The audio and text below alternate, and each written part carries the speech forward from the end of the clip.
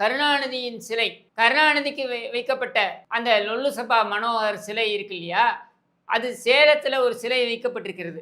அந்த சிலை மீது யாரோ ஒருவர் கருப்பு மையை வீசிவிட்டார். இதுதான் இன்றைக்கு ஃப்ளாஷ் நியூஸ்.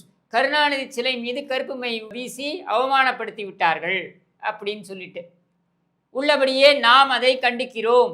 கருணாநிதியின் சிலை மீது கருப்பு மை வீசியதை நாம் கண்டிக்கிறோம். எப்படி கண்டிக்கிறோம்?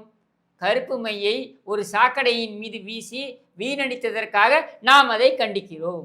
மக்களை பொறுத்த வரைக்கும் அவர்கள் என்ன பேசிக் கொள்கிறார்கள் தெரியுமா?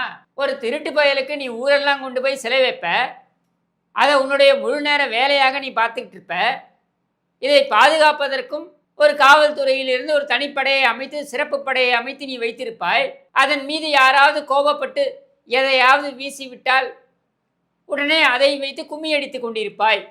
இதற்குத்தான் இந்த ஆட்சியும் நிர்வாகமும் நடந்து கொண்டிருக்கிறதா என்பதுதான் கேள்வி. மக்களுடைய ஆதங்கமும் அதுதான். உன்னையார் ஊரையெல்லாம் கொண்டு போய் சிலையை வைக்க சொன்னது?